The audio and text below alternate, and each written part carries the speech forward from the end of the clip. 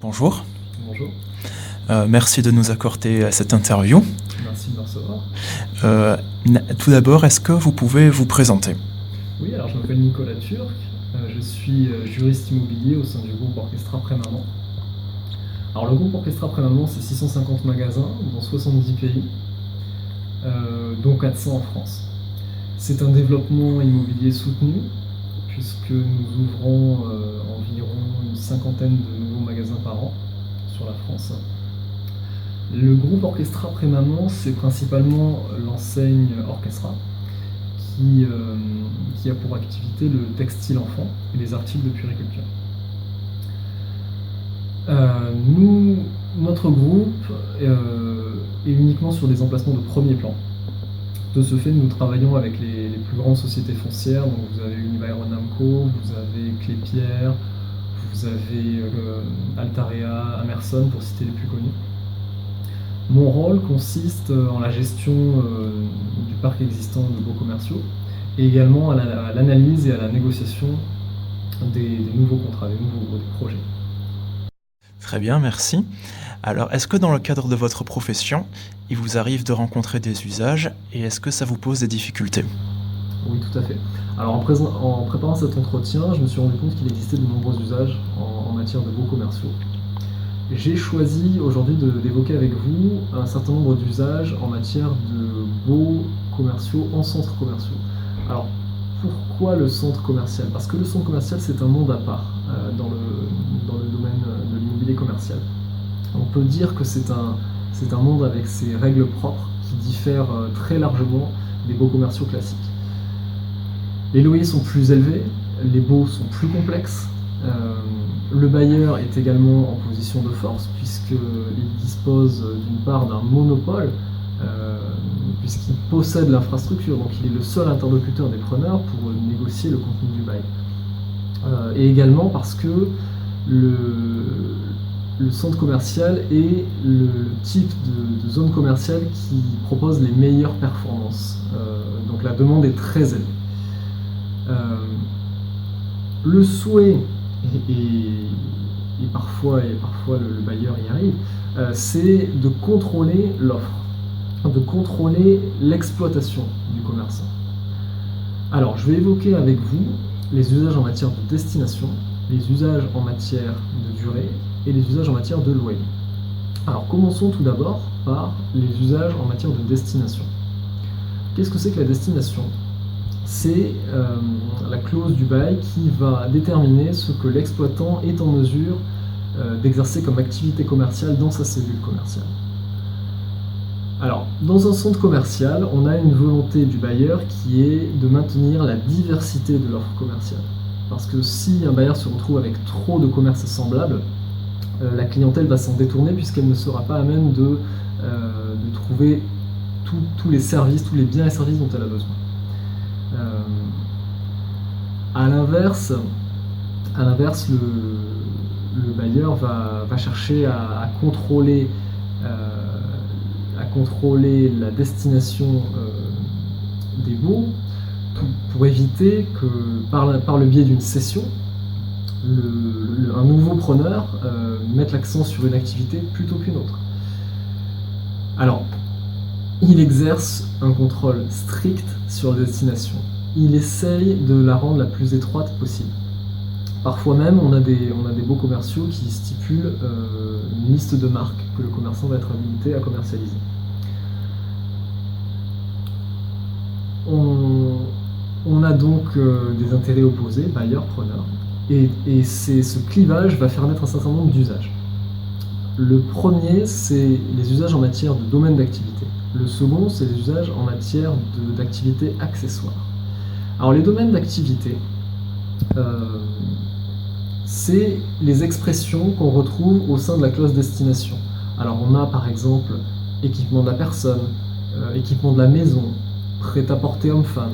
Tout ça, ce sont des expressions qui vont servir à définir ce que l'exploitant pourra commercialiser dans sa cellule. Alors, le problème, c'est que ces expressions n'ont pas de définition légale, n'ont pas de définition officielle. Et c'est là que les usages interviennent, puisqu'ils viennent combler ce vide.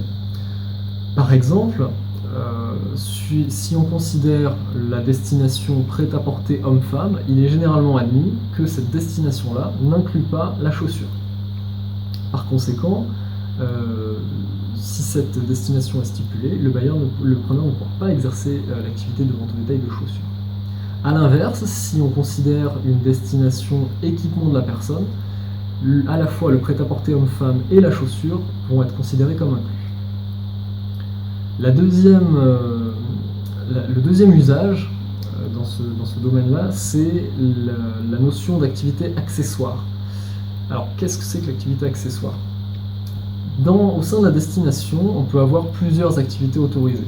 Le bailleur va parfois accéder à la demande du preneur qui est d'avoir plusieurs activités, mais va souhaiter que certaines activités soient limitées, toujours dans cet objectif de maintenir l'harmonie de l'offre commerciale.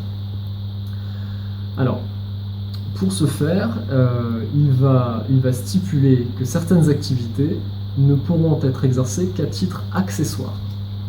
Le problème, c'est que cette expression « à titre accessoire » n'a aucune définition légale.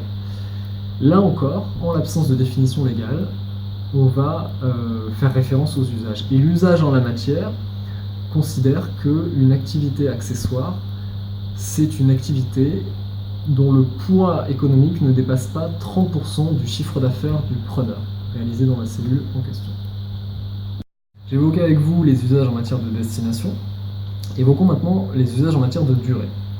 Alors, quand on parle de bail commercial, on a souvent l'expression 369 en tête. Cette expression fait référence à la durée classiquement admise du bail et les différentes échéances triennales, à savoir une échéance au bout des 3 premières années, au bout des 6 premières années et bien sûr au terme du bail. Alors, dans ce domaine-là, on retrouve deux usages pour les baux en centres commerciaux. Tout d'abord, la stipulation d'une période ferme de 6 ans et également la stipulation d'un bail de 10 ans, d'une durée de bail de 10 ans. Le premier, donc, la stipulation d'une période ferme de 6 ans. Une période ferme, c'est une période durant laquelle le preneur ne pourra mettre fin au bail. Ça se traduit juridiquement par la stipulation d'une renonciation du preneur à donner congé à l'issue de la première triennale.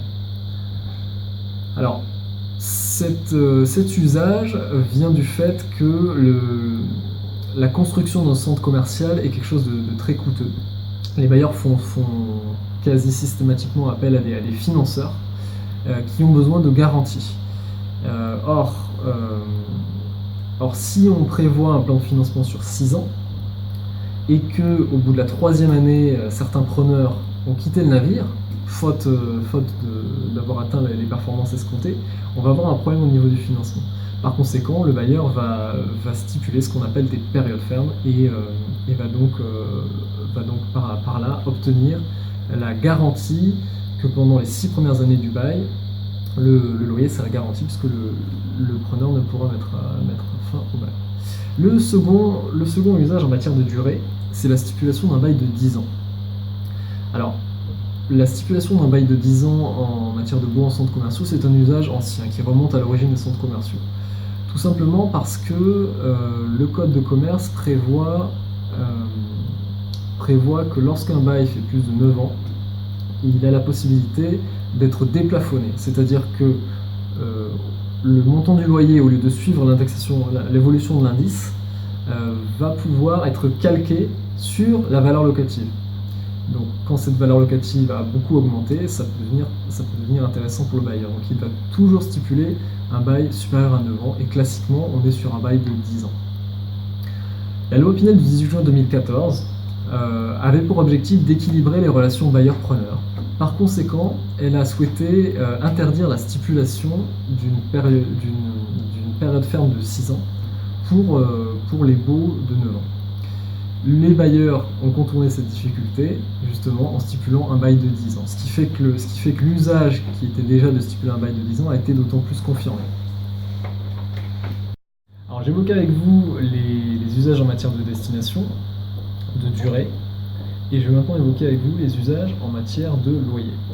Alors, le loyer, c'est, on va dire, l'élément le plus important du bail commercial. du moins d'un point de vue commercial, d'un point de vue économique. Et c'est également un domaine où les usages sont légion. Par exemple, on peut parler de l'usage qui consiste à payer le loyer de manière trimestrielle, par opposition à un paiement biannuel ou un paiement mensuel, qui sont aussi possibles mais qui sont rarement rencontrés. On peut parler aussi également de l'usage qui consiste à stipuler un loyer à échoir, par opposition au paiement d'un loyer à terme échu.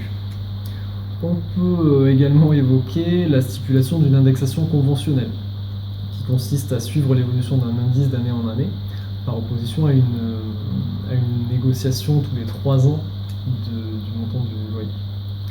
Alors moi j'ai choisi d'évoquer avec vous 2 usages en matière de baux commerciaux en centres commerciaux. Le premier, c'est la stipulation d'un loyer variable. Le second, c'est la stipulation d'une franchise de loyer.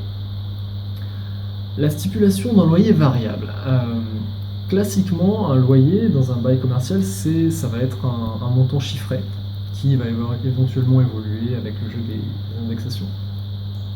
Et bien dans les centres commerciaux, ce montant fixe est remplacé par un montant variable qui va consister en un pourcentage du chiffre d'affaires. Par exemple, on va dire que le loyer est égal à 6% du chiffre d'affaires réalisé dans la cellule. Alors vous me direz, c'est un système gagnant-gagnant, puisque le preneur qui réalise un faible chiffre d'affaires va payer un faible loyer. A l'inverse, s'il réalise un bon chiffre d'affaires, il sera en mesure de payer un loyer plus élevé. Alors les bailleurs ont prévu cette éventualité, et toujours pour se protéger d'un point de vue financier, ils assortissent donc la stipulation d'un loyer variable à la stipulation d'un LMG, loyer minimum garanti. Ça va être tout simplement un montant chiffré, en dessous duquel le loyer ne pourra descendre, même si le pourcentage de chiffre d'affaires correspondant est inférieur. Le second usage en matière de loyer, c'est la stipulation d'une franchise de loyer. Une franchise de loyer, c'est une période durant laquelle le preneur ne va payer aucun loyer. Alors pourquoi cette franchise de loyer? Tout simplement parce que bien souvent, lorsqu'un centre commercial est en cours de création, on va signer un bail bien avant la réalisation du centre commercial, bien avant l'achèvement des travaux. Par conséquent, pour ce qui est de la clause durée, on va stipuler une prise d'effet du bail qui correspondra à la réception de la cellule commerciale.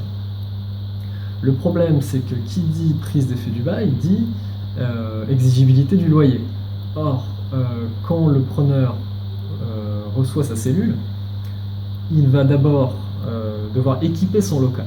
Il va devoir installer les climatisations, les portes, etc. Il va devoir équiper son local, donc il va devoir réaliser ses travaux d'aménagement. Et durant cette période, il ne sera pas ouvert au public et va donc réaliser aucun chiffre d'affaires. Par conséquent, pour éviter que le paiement du loyer soit une perte sèche, on retrouve un usage qui consiste à stipuler une franchise de loyer qui correspond à la durée des travaux, tout simplement. Par exemple, on va stipuler une franchise de loyer de 2 mois, et par conséquent, le preneur va arriver sur sa cellule, va effectuer ses travaux d'aménagement et ne commencera à payer son loyer que 2 mois après, c'est-à-dire une fois que ses travaux auront été terminés et qu'il aura pu ouvrir son magasin. Eh bien, merci beaucoup de nous avoir accordé cette interview et bonne continuation dans votre profession.